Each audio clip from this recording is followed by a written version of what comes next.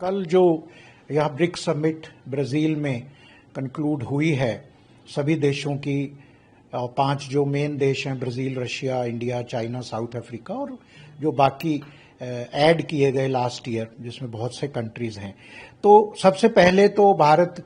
की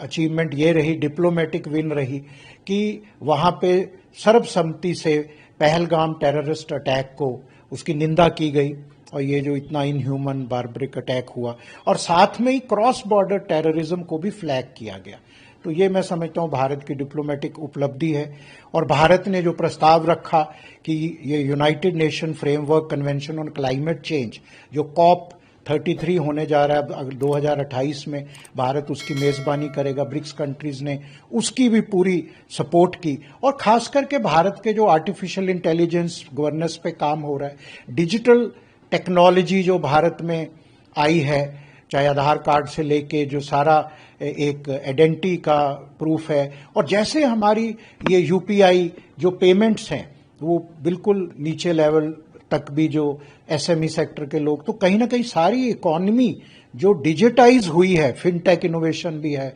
उसमें, cyber security भी है, तो उसकी बहुत प्रशंसा की गई। और सारे ब्रिक्स कंट्रीज ने कल भारत की जो परमानेंट सदस्यता है यूनाइटेड नेशन सिक्योरिटी काउंसिल, उसकी भी सिफारिश की कि भारत को वहाँ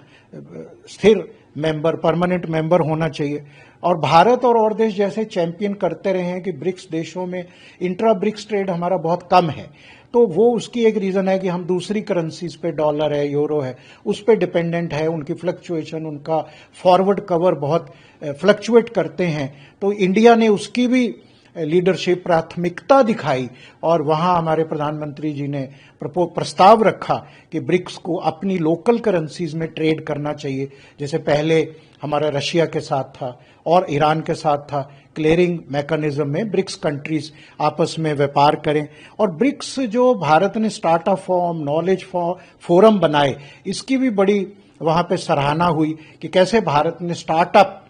कल्चर को किया और कितने हमारे यूनिकॉर्न बन गए, और कैसे हम startup India, stand India, young sectors को, कितने जो नौजवान बच्चे हैं, खाली हम उनको स्किलिंग देके एम्प्लॉय नहीं कर रहे, बल्कि जॉब सीकर नहीं बना रहे, जॉब गिवर्स भी बना रहे हैं। और खास करके जो अभी आजकल की जियोपॉलिटिकल सिचुएशन में फूड, मतलब खाद और तेल, और ये जो खाद है, खाद्य पदार्थ है, जिसको हम अंग्रेजी में 3F बोलते हैं,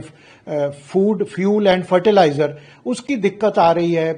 सप्लाई चेन प्रभावित है। तो उसको भी भारत ने फ्लैग किया और सभी कंट्रीज ने अपना कंसर्न बताया कि ये तीनों ही मानवता के विकास के लिए, किसानों के लिए, मानवता के लिए ये बहुत जरूरी है। और आखिर में जो अब ब्रिक्स की जो प्रेसिडेंटशिप है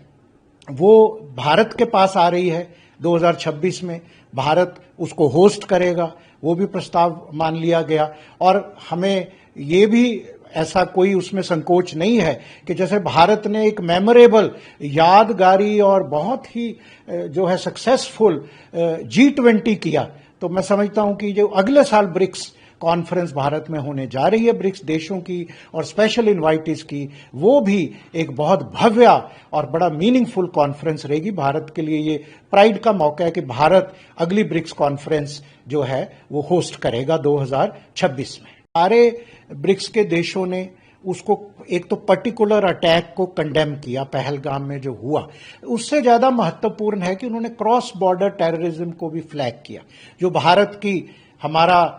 एक कोशिश रही है। बाहर हमने इंडिया ग्लोबल आउटरीच में भी